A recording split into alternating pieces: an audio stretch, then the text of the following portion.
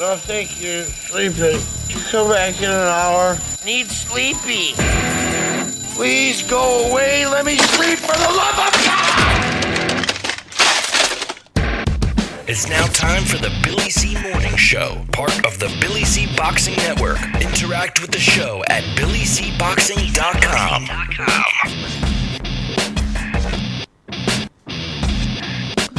And we're coming to you live from the Billy C. Studios in Lake George, New York. I'm Bill Caligione, and it's time for the Billy C. Morning Show. Good morning, everybody. Hope everybody's doing A-OK. Today's show is being brought to you in part by Sal's Neighborhood Pizzeria, an Italian restaurant located in St. Simons Island, Georgia. Check out the website, www.salsneighborhoodpizzeria.com, or give my man a call, 912-268-2328, 912-268-2328. Today's show is also being brought to us in part by JKJ Boxing Magazine.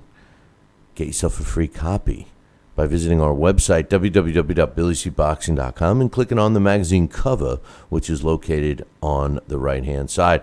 And today's show is being brought to us in part by my book. That's right, my book, Tom Molyneux, From Bondage to Baddest Man on the Planet, is available right now where all good books are sold.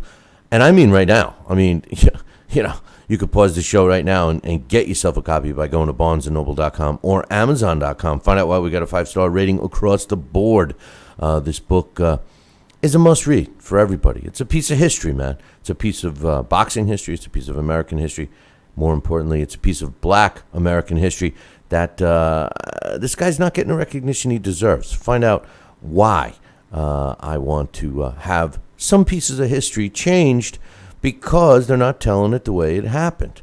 And Tom Molyneux is an important part of American history. Read the book, find out why, and join my cause. A lot of stuff going on today. Lots. First and foremost, coming up in a little bit, Dax Khan will be joining us, and he'll be breaking down the big fight in the female ranks, Heather Hardy against Shelly Vincent. Female boxing's been taking a hit lately, in my opinion, and I'm an advocate for it. Been involved in female boxing for a long time, but it just started going down the negative road again. You know, same thing as we complain about the men not fighting the right fights, etc., etc. But Heather Hardy and Shelito Vincent getting it on, two top fighters in their respective division. And they're going to be fighting each other this weekend, so Dax will break down that fight. Also, we got a bunch of emails to read, but today's topics, some big topics. First and foremost, HBO kicks Manny Pacquiao to the curb, does not want to pick up his fight against Jesse Vargas coming up in the fall. As a matter of fact, they basically release Manny Pacquiao. HBO does not want to televise any more Manny Pacquiao. Is this the end of boxing on HBO? I mean, let's be real. Manny Pacquiao against Jesse Vargas was an important fight in the welterweight division. Our rankings have Manny Pacquiao at number 2, and at number 9, there's Jesse Vargas. So you got two fighters in globally in the top 10 in the welterweight division. And HBO says no when they broadcast some of those snoozers recently. So it's going to be interesting to see what happens there. And also going on today that I want to talk about, the WBC basically okays Alexander Povetkin to fight Deontay Wilder. But wait, Deontay Wilder's injured until January, so they order an interim title fight. Yes, you heard it correct. An interim title fight between Alexander Povetkin and Berman Stavern. How the hell can they resurrect Berman Stavern, who hasn't fought? Well, listen, I'm going to get into that in a second. Joining me right now from beautiful St. Simons Island, Georgia, Sal Rocky Senecola. What's up, Sal? Hey, good morning, Bill. How are you?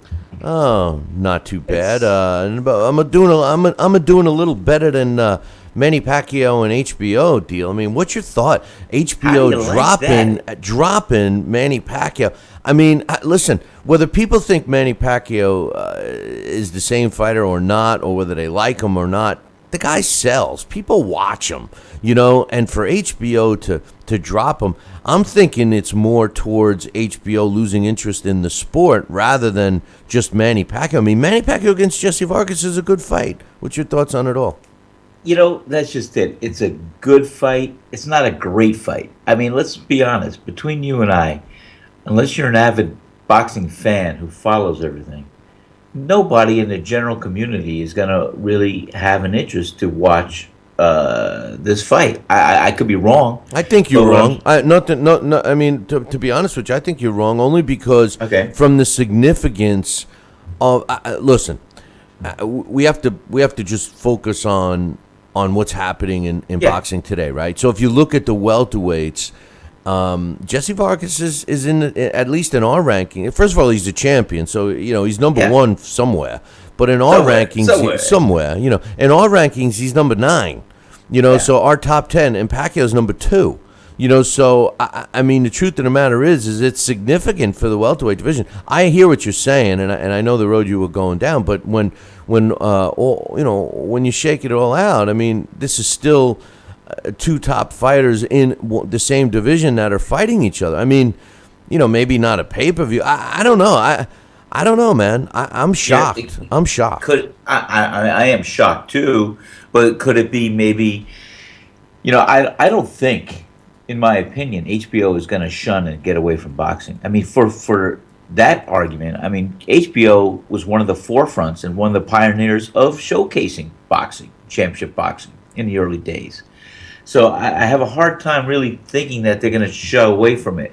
Could it be a sign that they're just turning the page on Manny Pacquiao and the interest there, the level? I don't know. Maybe that's part of it.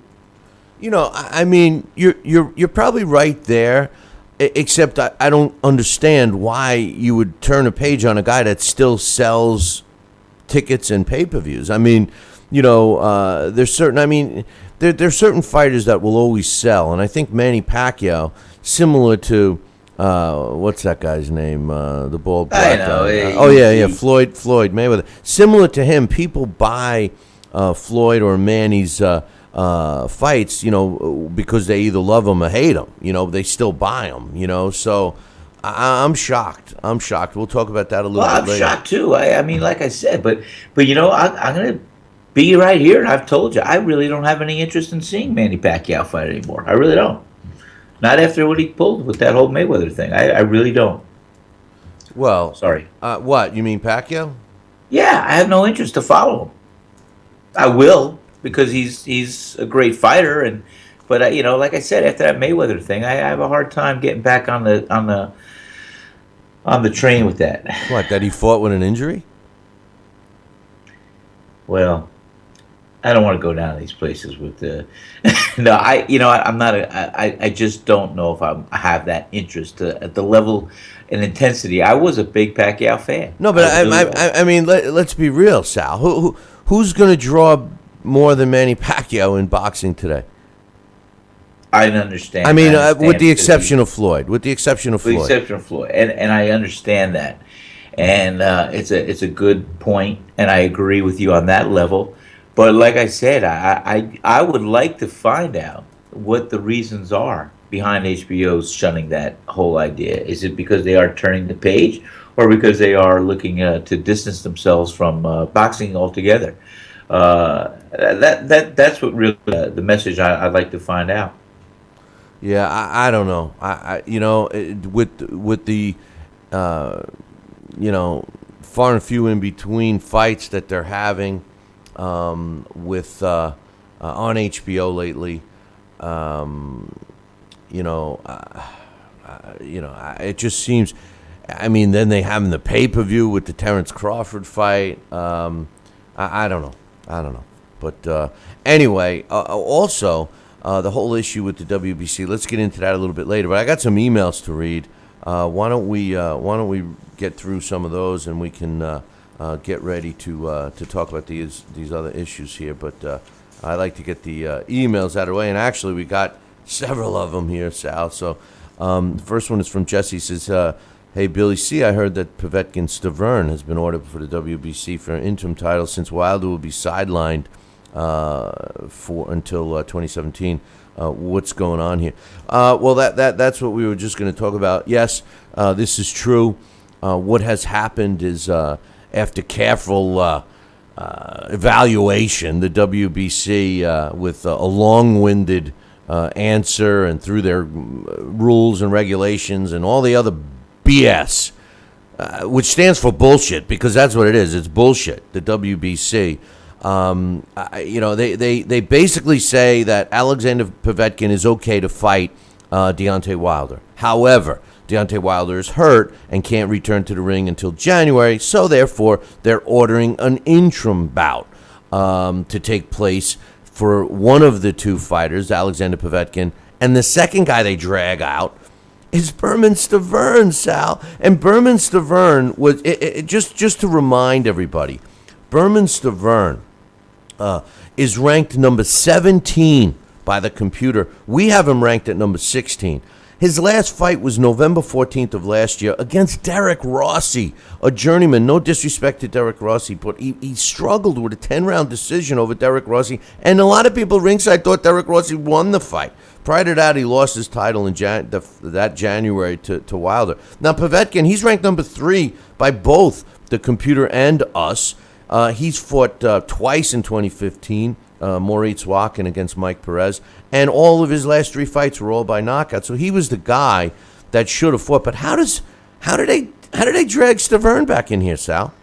Yeah, that's a very suspicious move right there. And like I said, such are the politics of boxing, and we shouldn't be surprised to be surprised. I mean, this was definitely something that we could see the politics of boxing are taking over versus the normal path that maybe they should decide to take. It's unbelievable, it really is. So we got some things going on. Listen, if you want to come on into the chat room, I know we're having some issues with the live stream through BillyCBoxing.com. That should be corrected by the end of today. We have been testing it. We uncovered it 2 days ago. Dax pointed it out to me. But there's some people on YouTube, on the YouTube channel right now.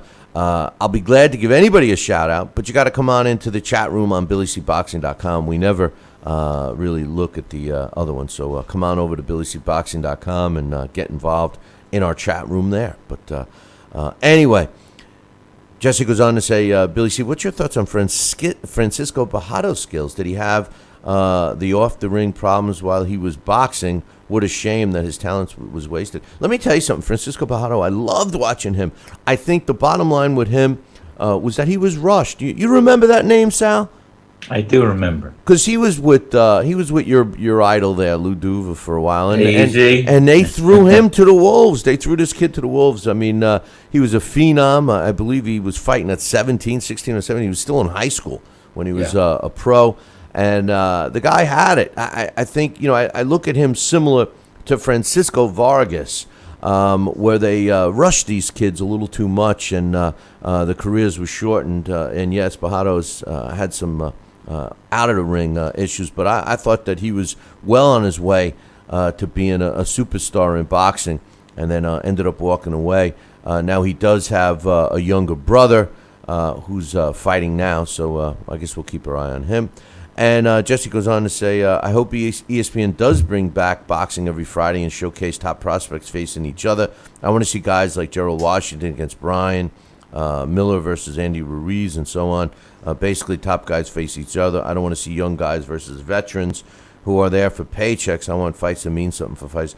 Listen, every fight on TV can't be a knockout, drag-out, killer fight against top fighters. It won't happen. I agree. I would love to see that happen too. I don't think any boxing fan wouldn't want to see that happen. But the truth of the matter is what we really need. The backbone of the sport and what is being lost here because commissions make it not affordable and et cetera, et cetera. But what's really being lost here are the club shows. And I believe that ESPN like we talked about on yesterday's show, should try to focus on rivalry type boxing. Where you have maybe a crosstown rivalry, or dare I say, Sal, like they used to say in the 40s and 50s, the Irish against the Italian night, or Absolutely. the Jews against the Italian. Everybody is so afraid to offend somebody, but that's what used to sell. In a good competitive way. We're not talking about a gang war happening. As you say, Bill, it was like a way where the ethnic groups could get involved. And, hey, that's my guy out there. Hey, right. We're going to have an Italian, Graziano, Rocky Marciano. Hey, let's follow him. That was part of the breeding, part of the cultivating of the boxing fan. And you're right. You hit it right on the head. It's just so outnumbered today with all the different political correctness and the different all across the world that people are fighting and coming together, that it's hard to cultivate that. But I think you're on the head. You want to start from a grassroots perspective. Hey, that's great right there. You mean it's bullshit, basically? Well, there you go again. Well, here's the thing. Wouldn't it be cool if ESPN started doing rivalries, like, let's say, if everybody's so afraid to say, the Italians against the Irish or the Jews against the Italians or whatever, how about this?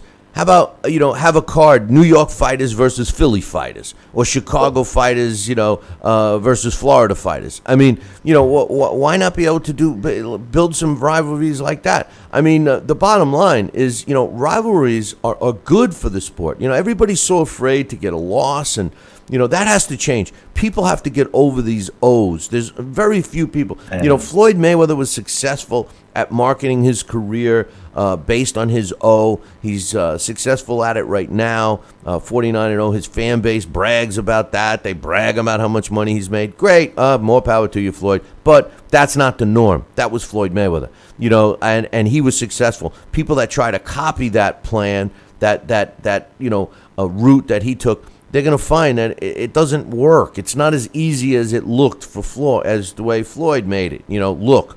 Floyd made it look easy, but it wasn't. I mean, the truth be told, it wasn't. Give him credit, but I give credit there. Yeah, I know. But the boxing world has to understand that there's nothing wrong with a loss. I mean, listening to this kid that's fighting this weekend at heavyweight, Jarrell Miller, Baby Miller. This guy's talking like he's a killer. He makes Deontay Wilder look humble. And it's a joke. This guy, I mean, as much as I'm critical of Deontay Wilder not fighting anybody and pounding his chest saying he's the best, Jarrell Miller is even worse. I mean, this guy has never, the toughest guy he's ever stepped in a ring with will be this weekend when he fights Fred Cassie. Give me a break. But, I know. It's just totally, it's a chaos. It really is. And Billy, if I could say, I was watching last night, not to get too far off, but I was watching last night some Olympic boxing while I was tossing pizza, as a matter of fact. And we had, who was it? Stevenson from the U.S. was fighting some guy from Russia. And when I saw the U.S. versus Russia, like the old rivalries, it got my attention. And it was interesting. And I started to really look at, I saw, that's what is missing from boxing.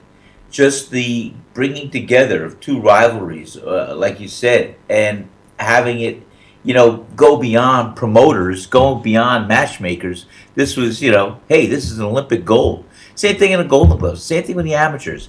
I see somewhat of the enticement or excitement because you're not having to go the political way as far as, oh, well, we're not going to have this guy fight that guy. We're going to have him go over here. I mean, when you're looking at, when I represent the United States boxing team, we didn't know who we were going to fight from the other country. We had a good idea who was good and everything else. We heard about him. We followed him.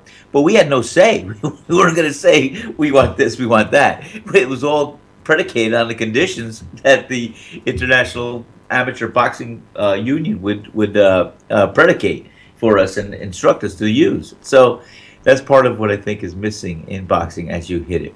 Just the wherewithal to put two fighters in a ring not looking at the politics behind them, and creating some type of rivalry and some type of unabashed kind of competition, if you will. And great segue, because this next email, the topic from James is Olympic boxing. He says, Billy, I believe. Unbelievable. I didn't even know that. I'm clairvoyant. He says, Billy, I believe it's great that Olympic boxing has gone to a 10-point must system and taken the headgear off. Although I believe it's a double standard to make the women still wear the gear. My question is, do you think Teddy Atlas is right and that NBC is making the Olympic boxing hard to find so they don't have to talk about it being corrupt?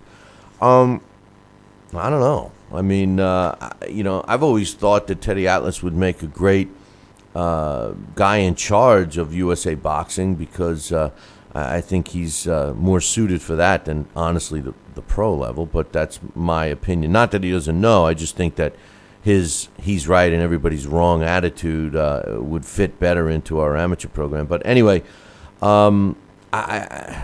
a tough question. Watching the Olympics live because of the time difference and when the fights are being held and stuff, maybe that has more to do with it. But as far as the corruption, I mean, some of these scores and everything, I mean, does it surprise anyone that it's corrupt? I mean, it's almost like those two guys that from the U.S. that got robbed, and the officials are claiming they made up the story. I mean, why would you make up a story that you got robbed and throw away your passport and your ID and all? That makes no sense. But no, it doesn't make any sense. But there is a little meat on that bone with just the inconsistencies of the story. First, the gun was held to the guy's head, then he was just pointed in his direction.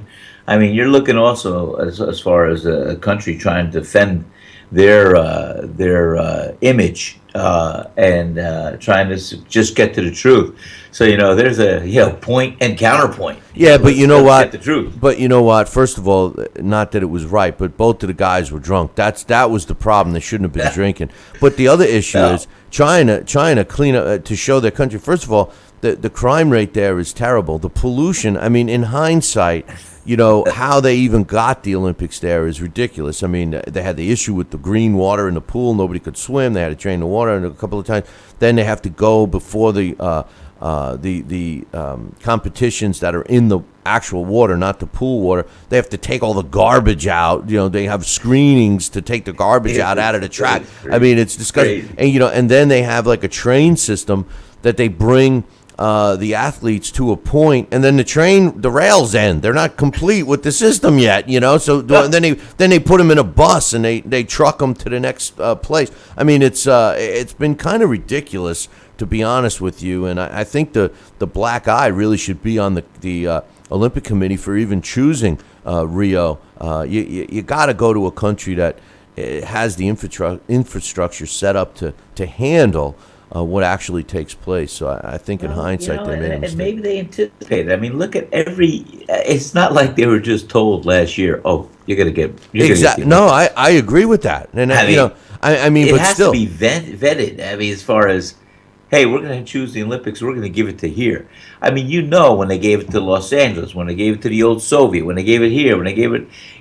there's enough warning, and things come to play and go into place and is orchestrated to become a beautiful event. And I don't know, they say maybe the economy going south after they got the event designated in Rio and everything else, but I mean, I agree, there should have been a little bit more take charge and no holds barred. Let's get this done, because we're going to be showcased and we got to have our best foot forward. We got another email. This one's from Alex T. He says, hey, Billy C., I wish I could go on websites and listen to your show and simply hear about boxers fighting other boxers. But that's never the case. He says, I go online today and I read a press release from the governing body that oversees the Olympic boxing. Basically, the governing body is saying, we are not corrupt.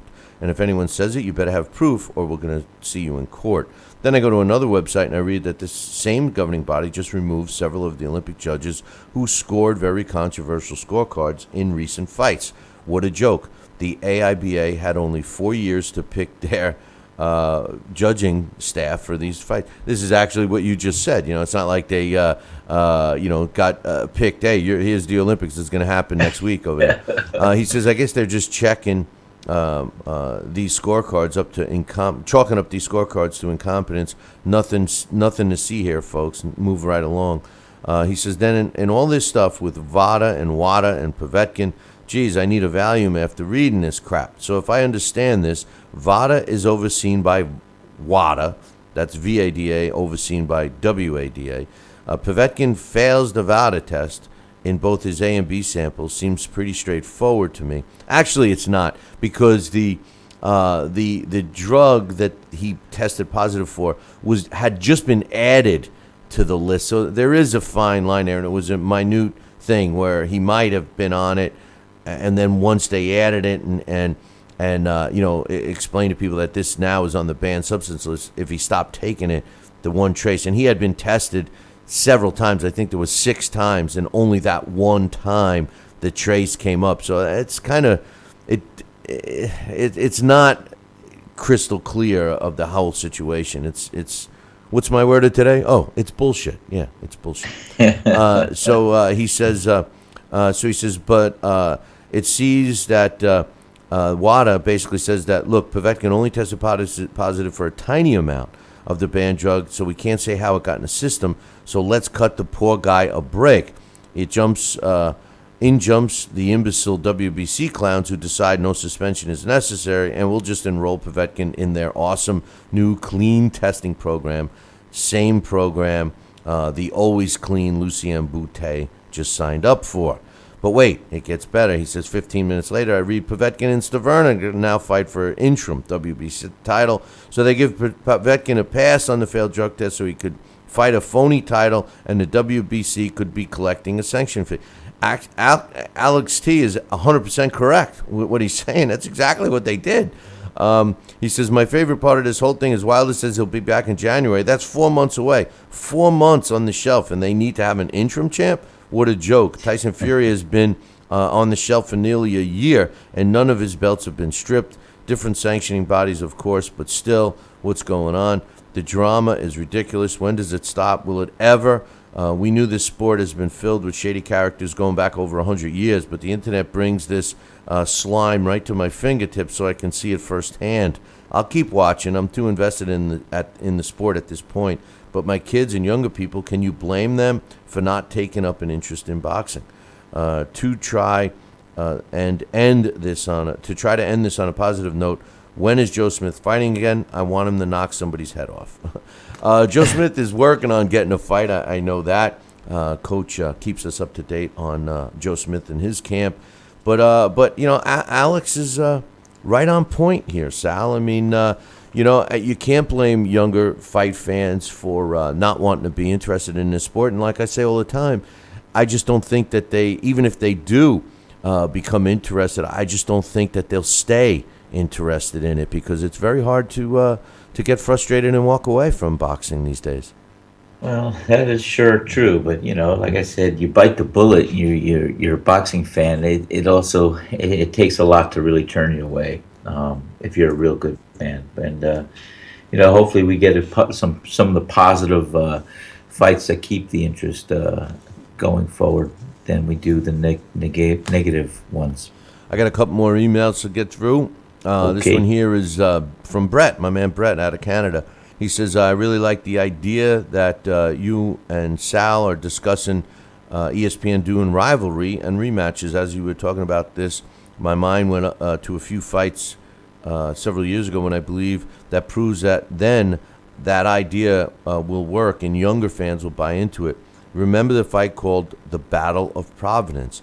That was when Peter Manfredo fought Joey Spina. At the Dunkin' Donuts Center, which was packed and sold out. The fans were equally divided on who they wanted to win, since both guys was from different parts of the city and the neighborhoods, like Sal alluded to when describing fights representing different areas in New York was done. I really think that this could develop more lifelong fans of the sport who would be more likely to know and support their neighborhood fighters, and eventually the fighters wouldn't have the problem that Andre Ward has had where he fights in his hometown and no one knows about it. Good Wow, thought. great point. Good thought, Billy C, and great discussion. Well, the reason why Andre Ward is not known is because he wasn't promoted. It has nothing to do with Andre Ward, really. I mean, yes, Andre Ward's a diva, and I believe that his best days are behind him. But really, the blame of why no one knows who Andre Ward is because he wasn't promoted correctly.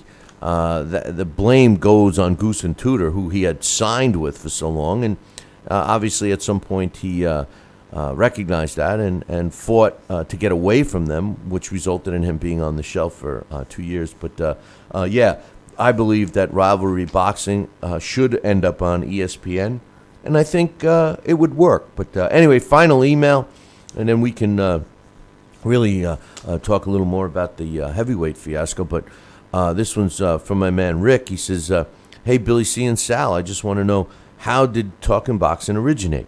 How did you start it, and what motivated you? I just wanted to know a little bit of the history of your show. And are you in a garage? Because I read an article once that you started your show at your garage. You're the best, Billy C, and I'm a big listener on YouTube. More power to you guys. Thanks. Thank you. Well, Rick, thank you very much. We appreciate that. And real quickly, Let's hear about the garage. Well, I never actually was in a garage, but the show originated. We're in our 13th year, and the show originated when I owned a gym in Poughkeepsie, New York, and we because I had promoted boxing, I had never done a radio show before, and my cousin actually, Jeremy C, who does a lot of behind the scenes stuff for this show, said, hey, and while I had the gym, I wanted a way to promote the gym. So he says, why don't you do a talk show? And I said, I don't know. I'm not a talk show. He says, all I got to do is talk. So the bottom line is we set up the show to be live from Snoop's gym in Poughkeepsie once a week. And we did a pilot for 1 hour. And the first pilot, Jeremy worked his magic. And by the next week, we were picked up by a internet sports station. This was going back 13 years. So we started doing the show once a week. It went from 1 hour to 2 hours. Then it went from 2 hours to a daily show, 1 hour daily. Then it went to a 2 hour daily show. And we grew from there. We're on TV. We're on 38 stations. We're on the internet, podcast, la-da-da-da-da. Now, the one thing that was written, there was several articles about the show written over the years. And at one point, I had I was in the basement of my house that I set up a studio. And now our current multi-million-dollar studio, no, I'm only kidding. Our current studio happens to be one that we built that is located in Lake George, New York. And that's where we are today. We do the studio here, and also we're working on getting a sister studio in St. Simons Island, Georgia. We are. And we'll go from there. But we've been around a long time, and we appreciate the question and also the interest in the show, Rick. So glad to have you listening to us, and hopefully you'll stay a long-time listener like a lot of our fan base is. So thanks for the emails. So the bottom line, I'm really, first of all, the HBO passing on Manny Pacquiao, he's going to end up on Showtime. And I think that Showtime is going to really, further the distance between themselves and HBO in terms of, top quality boxing on television. Because, HBO, I always stuck up for HBO because I felt that they had a better product. But I can't say that for 2016. They haven't come through with anything close to being better. And Showtime, on the other hand, although they were always known for putting quality matchups in front of us, they had tailed off, under the PBC. They were really putting showcase fights, and it really bothered me. But I do admit that this year, 2016, Showtime has put together some really good fights. They've put together some action-packed fights and quality matchups against people that, between two fighters that really it's a coin flip who's going to win. So I applaud Showtime. And Sal, I'm pretty sure that they're going to pick up Manny Pacquiao. And I think that HBO, I mean, I understand your point earlier, but I think that if HBO, passes on Manny Pacquiao, who do they have left? I mean, Saul Canelo Alvarez, he's fighting Liam Smith. I mean, who's their guy? Who's their Terrence Crawford? And I mean, Terrence Crawford is a great fighter, but he doesn't have the draw. Triple G, are they putting all their eggs in Triple G and Sergey Kovalev's basket? Maybe they're just gonna like the marquee value. Maybe they're gonna choose the few that are gonna try to pave the way. I think it's a gamble. I don't know. That's why I said earlier. I would like to know what's initiating this, or where it's evolving, or where they want it to go, to, in what direction. But it's funny because, like I said, HBO was the platform, was the stellar, was the place to find world-class title fights early on in the day. And then Showtime was right on their shoulder in the 80s and surpassing them. And it was a rivalry. It was an ebb and flow between Showtime and HBO. And maybe this is another way where we're going to see who's going to come out on top for the next couple of years. Well, I mean, it's pretty easy to see that Showtime has just shifted into another gear and HBO is downshifted because, I mean, when you look at marquee names, the big names are not with HBO anymore. I mean, without Manny Pacquiao, the two big names are Triple G and Kovalev. Yeah, they have Terrence Crawford fighting under HBO, but how long is that going to be for? You know what I mean? I don't know. I think it's interesting. I think people should look at this as HBO. I mean, I think the writing was on the wall when Terrence Crawford, his last fight against Victor Postal was a pay-per-view. And, the reasoning behind it when people were questioning it, because we all knew that it was not going to do well with numbers, and they still didn't officially release numbers on that because it did so poorly. And the excuse was, well, HBO ran out of money for their boxing budget, so they were forced to go pay-per-view. Well, if that was the writing on the wall, and then next thing you know, they pass on Manny Pacquiao, who we know is going to have this fight against Jesse Vargas, which is no layup fight for Manny Pacquiao. I mean, this is a good quality fight between two, top 10 worldwide ranked welterweights. And then, oh, by the way, I still believe that Manny Pacquiao and Floyd Mayweather are still going to have that fight for Floyd's 50th win. And now HBO has removed themselves from that bidding war, or from getting a piece of that. And maybe that's the underlying reason. It certainly frees up Floyd Mayweather to be 100% in the driver's seat when and if he and Pacquiao get it on again, Sal. True. It's true. And I like where you're going with this, and I could see that. And, we are what was that fight? 2 years away? How long ago was that fight? They fought in May. May 12th, was it? May 27th? May 25th? Yeah. Pacquiao and Floyd. Yeah, it was. Originally. It wasn't a year ago. No. Oh, I guess it was. Actually, now it was Floyd's a little been more. It was out. May, because you was we had that at my. That's right. Restaurant. Floyd has been out now over a year, so he's got to get removed from our rankings. So the bottom line is that means Manny. Right now, we had Manny Pacquiao number 2 at welterweight. Wow. So behind Floyd. I refuse to remove a fighter when he says he retires from our rankings. We don't remove him till he's out for a year, and Mayweather's been out for a year. So for some reason I was thinking oh, wait a minute, no, because then he fought Andre Berto after Pacquiao. So no, he hasn't been out a year. He hasn't. Not a whole year yet. No. Well, anyway, but it has been over a year since they fought. Oh yeah, it was well over a year. But in any event, pretty surprising stuff there. And then even more is this whole Stavern, Wilder, Povetkin three-way that they got going on. I mean, listen, I understand that Wilder's injured and he can't fight till January. But like one of the emails said, we're talking 4 months here. Why not schedule the fight? Well, technically, when there's an injury, he has to get reevaluated, and then he's allowed to start training. So Wilder, if he's okay to fight in January, probably wouldn't be able to fight until March. So maybe that's the way the WBC is looking at it. But my argument isn't so much that they're making Povetkin, who, by the way, hasn't fought since November 4th of last year, fight a fight before the fight against Wilder. But now they're ordering a championship fight, an interim championship, and they're pulling Stavern up, who's he's ranked. The computer has him at 17. We got him at 16. I mean, they couldn't shake out another opponent better than Stavern. I mean, is that how sad the heavyweight division is? It's looking like that right now. It really is.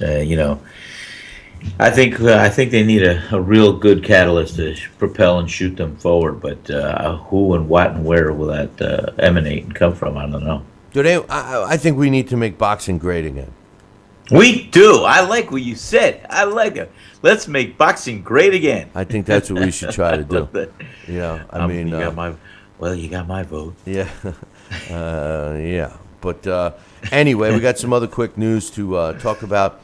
Denis Ledebev was ordered by, I guess, he's a unified WBA champion, which means, he's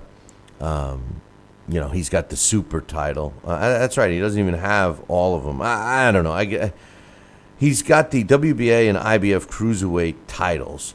He's 29-2, Denis Ledebev. Now, he's going to be fighting against undefeated Murat Gaziev, who's 23-0 with 17 knockouts. Both are from Russia, and the fight will be taking place in Russia in December. Now, Bibat Shumanov is pissed off because he feels that he should be the guy fighting Ledebev. So, he's a little ticked about that. So we got to wait and see what shakes down there. But as we have learned, Sal, in the past, anything to do with boxing and Russia usually means you're going to get nowheres with that. History repeats itself, pal. Yeah, there's no question about that. I just can't. Today's big topic, I would love to hear your thoughts. Give us a email. Drop us an email, or make sure you tune in tomorrow when we have Fan-Driven Fridays. But what's your thoughts on HBO dropping Manny Pacquiao? Billy at Talkin' Boxing, TalkinBoxing.com. Or make sure you mark it down to tune in during our live broadcast, which is between 8 and 10 a.m. Eastern Time tomorrow, and call up and voice your opinion. Speaking of calling up, joining us right now to give us the breakdown of a very meaningful fight in the women's division. Heather Hardy against Shelly Vincent. Joining us is Dax Khan. What's up, Dax? Good morning, fellas. How was everybody today on this fine Thursday? Good, thanks, Dax. Good morning. I'm doing okay. I'm doing better than Manny Pacquiao and HBO, and I'm doing better than how I perceive the WBC and their total BS. But aside from that, I'm glad you're enlightening us with a true rivalry and a fight that's putting two fighters against each other that has some meaning not only for each of them, but the fight itself and the division and women's boxing in general. And this is a pretty even fight. I mean, this has all the elements of what we want in the sport of boxing. Break down the Heather Hardy versus Shelly Vincent fight, which, by the way, is taking place on Sunday. So make sure you guys tune in on that one. Well, yeah, absolutely, Bill. You hit it right on the head. The best fights and the most talked about rivalries have always been between two opponents who are complete opposites, both in the ring and outside. That's exactly what we have here coming up Sunday in Coney Island. It's a fight that's being talked about more than just a few people here and there. It's actually created a lot of buzz, and one of the good things about this fight is it hasn't sat around too long and gotten stale, so a lot of people are excited for it. As you stated, not just a big fight for these two ladies, but female boxing in general. Now we'll get down to breaking down these ladies inside the ring. Heather Hardy, she's the more orthodox and slightly harder puncher of the two. A lot of times, Heather gets a bad rap. She's looked at as a pretty girl who's thought of more show than substance. But Heather has a high roller mentality, meaning she will step out of her comfort zone if needed, roll the dice at any chance beating her opponent at their own game. In fact, the last two times she's done that, she's got her two biggest stoppage wins, and that was in two of her last four fights. One of those came over current bantamweight title holder Ronaldo Dosomni. And Shelly Vincent, she's a Marcos Maidana-type pressure fighter who lands punches from odd angles. She virtually has no power behind those punches, but because so many of them are coming from so many different angles, her opponents never know what to expect. A lot of people might call Shelly a brawler, but make no mistake, she can box and does it well when she chooses. The pros and cons on both these ladies. For Heather Hardy, she throws quick, crisp, short combination punches. Heather, in my opinion, though, at times smothers her power with those short punches, but it allows her to let loose 4 or 5 punches at a time, step to the side before her opponent is able to go on the offensive. When she does that effectively, her opponent needs to reposition themselves. Before they can get their own work in, Heather's already let loose another combination. They've missed their opportunity to produce their own offensive attack. Shelly Vincent, she usually sets a fast pace at the start. And when she does that, she's able to set the tempo for the entire fight and slow down that tempo when it benefits her. Because that pace is so fast from the beginning, Heather usually has her opponents tired out by the midway. She's normally the shorter fighter with a reach disadvantage, but Shelly makes up for that not only with the unorthodox punches that I mentioned, but she closes the gap in one of 2 ways. She either jabs her way in or she leaps in with a big hook. And again, I keep stressing, because she changes her approach so often, her opponents are always guessing, and they never know which way Shelly's going to close that distance. The cons on Heather Hardy is she keeps her hands at shoulder level when they should be up in front of her face. You can either defend your head or your body. You can't do both at the same time. The way Heather holds her hands, she's vulnerable doing that. The biggest flaw I've always noticed in Heather is how she keeps her feet. Not only does she deprive herself from power on the outside, but she isn't able to bend her knees when infighting and be the boss because she has her feet too close together. The cons on Shelly Vincent is she will swing wide from too far away while working her way in. When she slows down a little bit later in fights or she gets into those lows, she becomes susceptible to counters. Jackie Triviano capitalized on that often when she fought Shelly for Shelly's first world title. Shelly has better head movement than most male fighters. It's great to possess head movement, but in Vincent's case, she does it at times without throwing punches. Shelly has a bad habit of trying to play the role of puncher, staying on the inside, digging to the body, and staying around too long afterwards. The keys to winning on both these ladies, Shelly just needs to alter her attack, which she does best. When she finishes her combinations, create distance, make Hardy come to her. Before Hardy's able to close that distance, Shelly needs to move in, catch Hardy off guard, resist the temptation to stay inside and exchange with Heather, use short punches, and she'll get the better of those exchanges.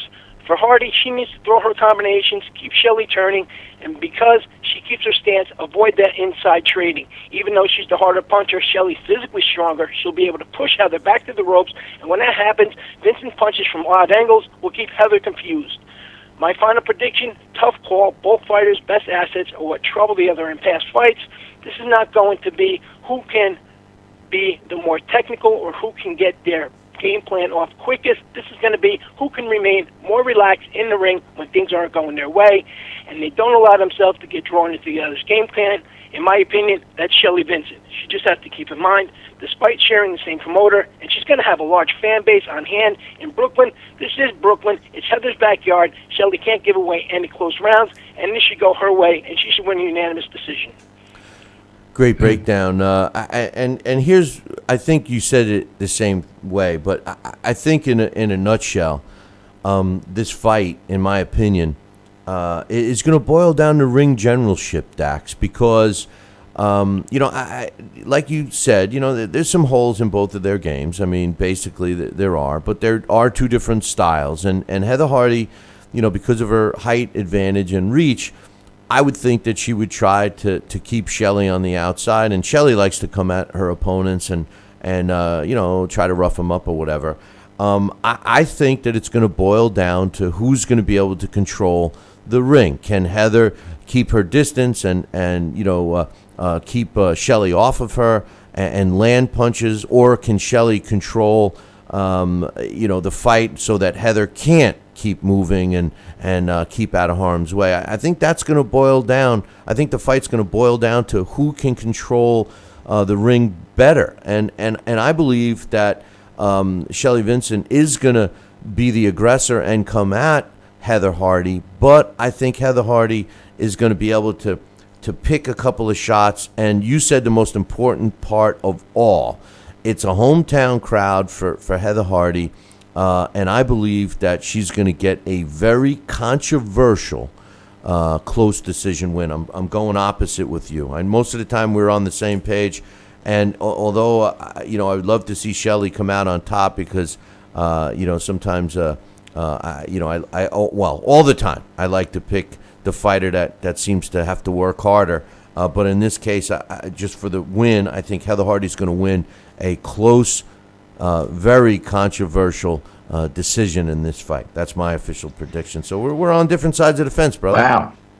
I actually, when you study Shelley's fights, she has great ring generalship. She can fight in so many different styles, but she often, and that's why she kind of gets labeled as a brawler, not because she is, but she allows herself to get drawn up into those moments, and when she does that, she abandons everything else that she's capable of doing. Just like with the head movement, she gets kind of wrapped up inside of moving her head and avoiding punches, and she forgets to throw punches back. When you're just moving your head around, all you're doing is creating target practice for your opponent. If they have nothing to worry about coming back, that's all they're going to do is they're going to try. It's like doing bag work. But if Shelley mixes up those attacks, then that's when Shelley is very effective. So that is why I stated she can't allow herself to get into those lulls or get wrapped up in those moments because of the location. She is going to lose on the cards. Remember, judges, in their mind, no matter what level of the fighter it is, no matter where it is, it always seems to be those last 30 seconds that the judges remember of every round. And if this happens towards the end of those rounds, the rounds are going to go into the favor of Heather Hardy. So Shelley just needs to make sure she doesn't have any of those lulls and she's on top of her game. And the key is punch, punch, punch. Yeah, and be disciplined, like you said, And do you feel that Shelley?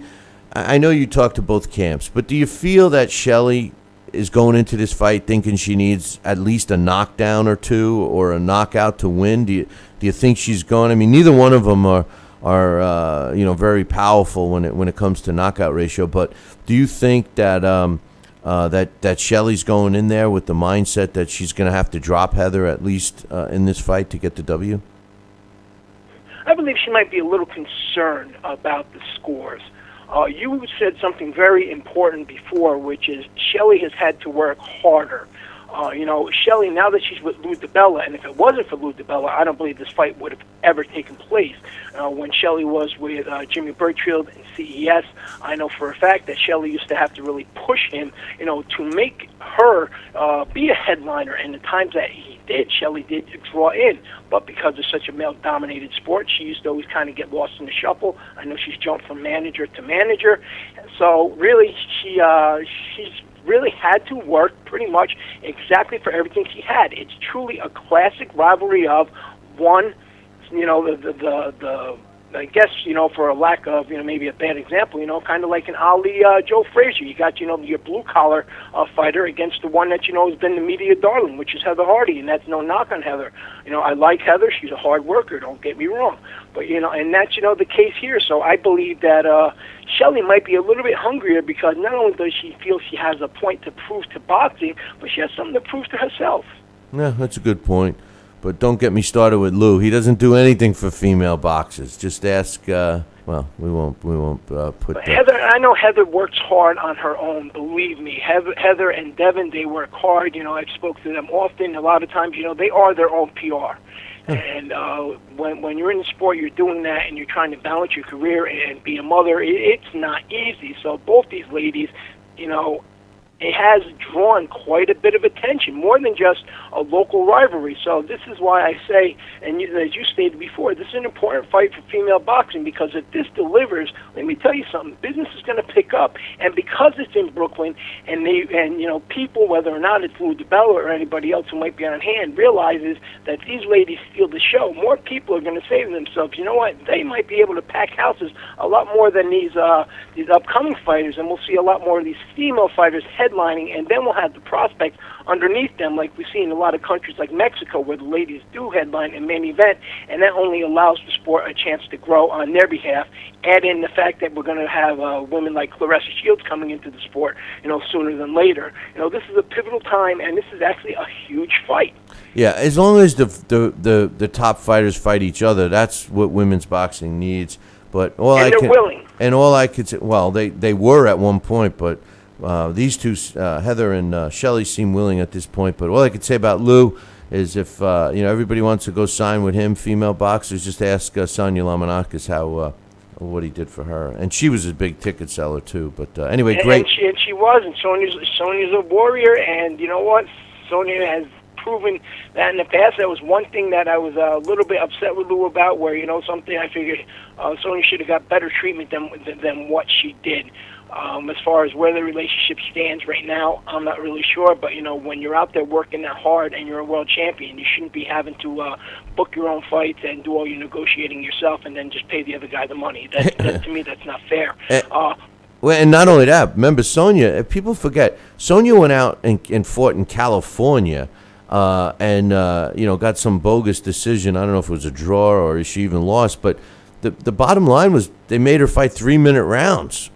You remember that fight? It was 3-minute rounds. I remember that fight. And Sonia, she did get outworked in that fight. But my point is a promoter should have stuck up for her. She didn't have any representation there. She didn't have anybody there to stand up and say to the commission and the promoter, listen, my fight is here. This is like this, and so she was in a position where I'm out here. I got to fight. I just got to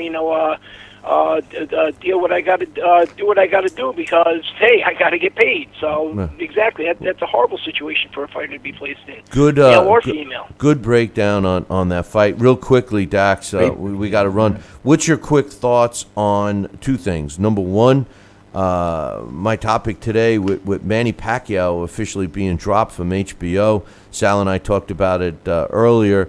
What's your thoughts on the dropping, and do you see any light at the end of the tunnel? Do you see any underlying reasons? What's your thoughts on HBO not picking up Manny Pacquiao and ultimately dropping him altogether?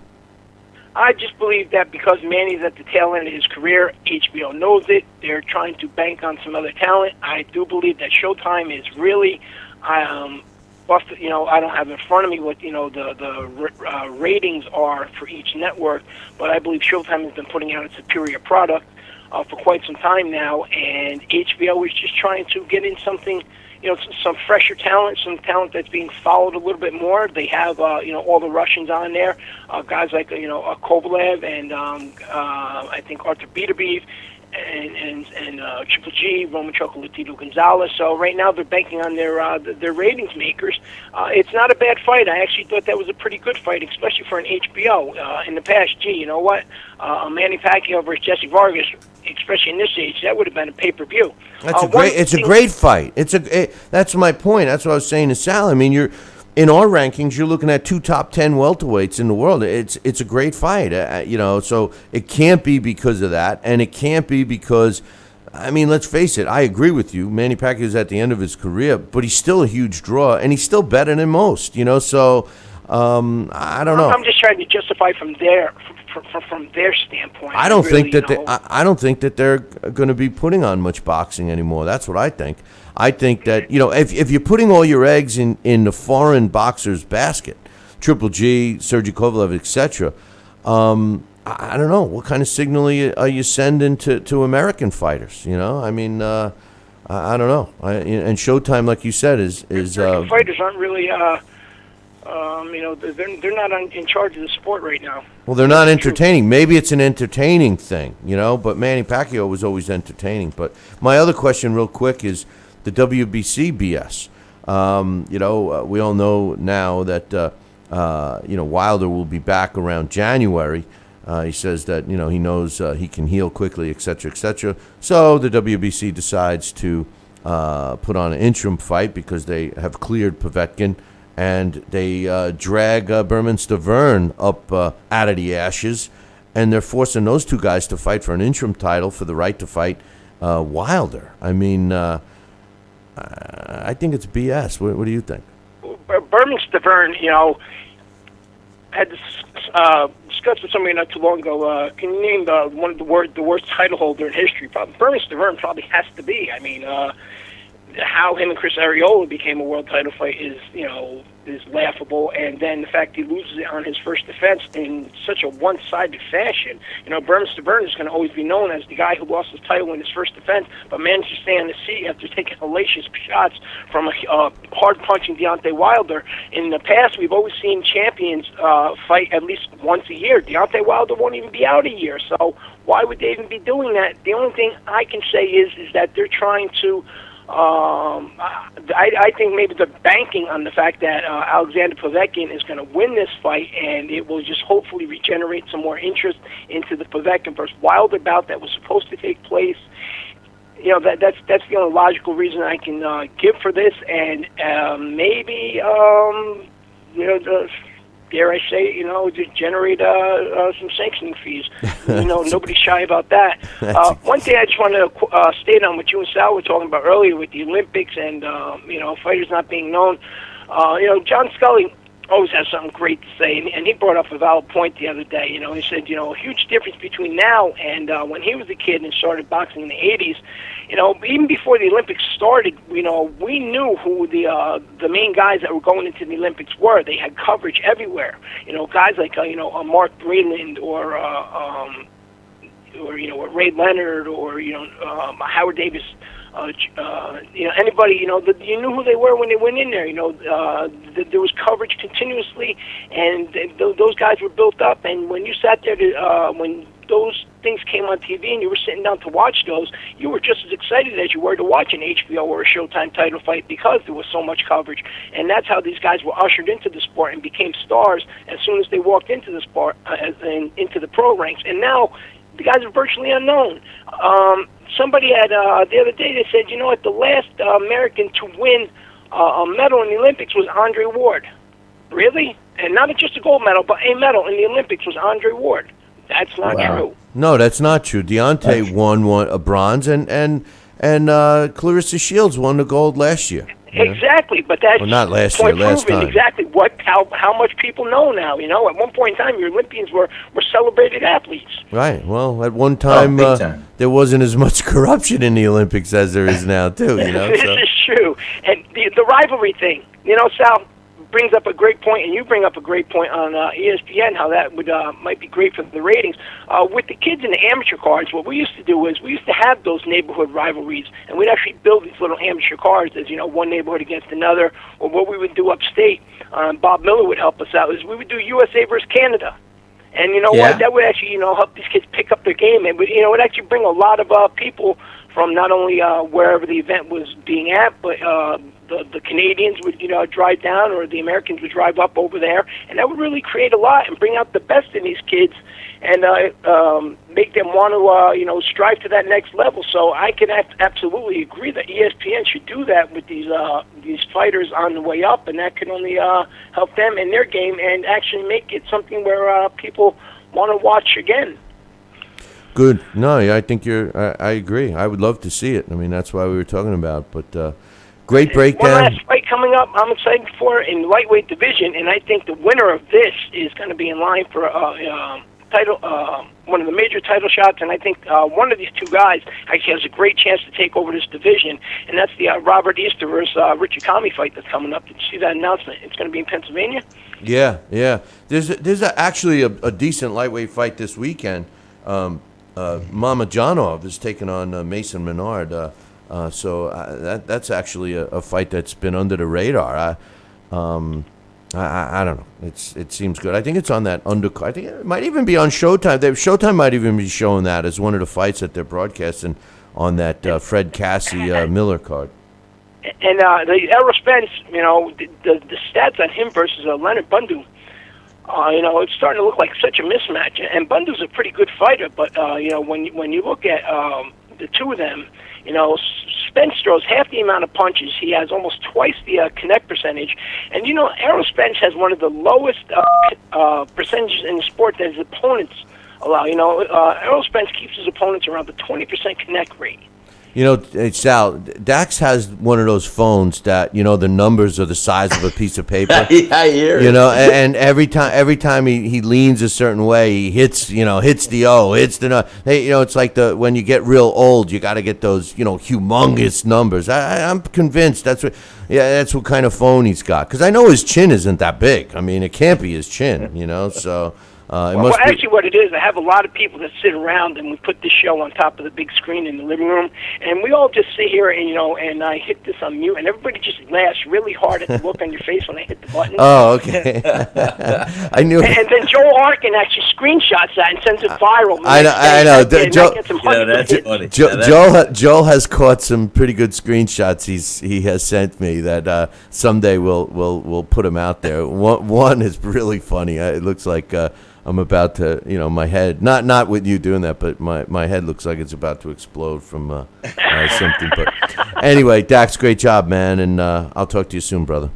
All right, everybody, enjoy your day. Take Dax, care. You too. Thank you, Dax. Dax Khan doing a great breakdown. Heather Hardy against Shalito Vincent this weekend, Sunday, Great on TV, on regular TV.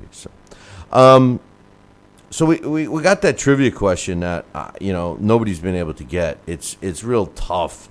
And even with all of the help that people get from the internet and stuff, they're still failing. So I'm going to move on. In case you thought I was going to give you the answer, think again, because I'm not. I'm going to use it again. Take Lewis and Young Stribling and what they all have in common. Yeah, that one. Oh wow, That's it's been out there for a while, almost as much as. Almost as long as the other one with the other question that I got wrong using Jack Dempsey. Yeah. Well, I got one here. It's hard, and I am going to give a hint. All right. What former world champion was recruited not once but twice from the audience? He was at the fights as a spectator to substitute for a boxer who wasn't able to appear. What former world champion was recruited not once but twice from the audience to substitute for a boxer who wasn't able to appear at the last minute? So in other words, this guy was sitting in the stands, with his popcorn, ready to watch the fights, and they tapped him on the shoulder and they said, Mr. So-and-so, you mind stepping in? We had a dropout. So here's the hint. This fight took place between 1900 and 1920. Between 1900 and 1920. So I'm giving you a 20-year span where this guy, took place. All right. What former world champion was recruited not once but twice from the audience to substitute for a boxer who wasn't able to appear? If you're the first one to email me, Billy@TalkinBoxing, that's TalkinBoxing.com, you'll win a great prize. And this day in boxing history, Sal, I got some interesting stuff going on, what took place on this day, August 18th. In 1925, Mushy Callahan, you always wonder, how do you get the name Mushy? If you're a fighter, maybe you don't have any cartilage left in your nose. They call you mushy. I could see if you were a cook, everything he cooks, it looks like mush. Well, let's call him Mushy Cook, but, a fighter. But anyway, on this day in 1925, Mushy Callahan wins a 10-round decision over James Red Herring to win the World Junior Welterweight title, and that took place in Vernon, California on this day in 1925. On this day in 1985, I think a guy you knew. I think a guy you might have even sparred with. Lupe Pinter wins a 12-round decision over Juan Kid Meza to win the WBC Junior Featherweight title. Took place in Mexico City on this day in 1985. On this day in 1908, Stanley Ketchel, one of the greatest middleweights of all time, knocks out Joe Thomas in the second round of a scheduled 20-round non-title middleweight fight to improve to 44 wins, 2 losses, and 4 draws, and that took place in San Francisco, California. On this day in 1958, Floyd Patterson knocks out Roy Harris in the 12th round to retain his world heavyweight title. It took place in Los Angeles. And on this day in 1990, Nigel Benn knocks out Iran the Blade Barkley in the very first round to retain his world middleweight title. It took place at Bally's Casino in Vegas.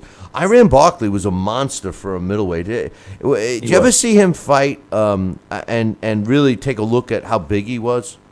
Absolutely, yeah, I have. And as you said, he was relentless. He was a throwback. He was a great fighter, great competitor. Yeah, Iran the Blade. I see him frequently at the fights, especially in New York.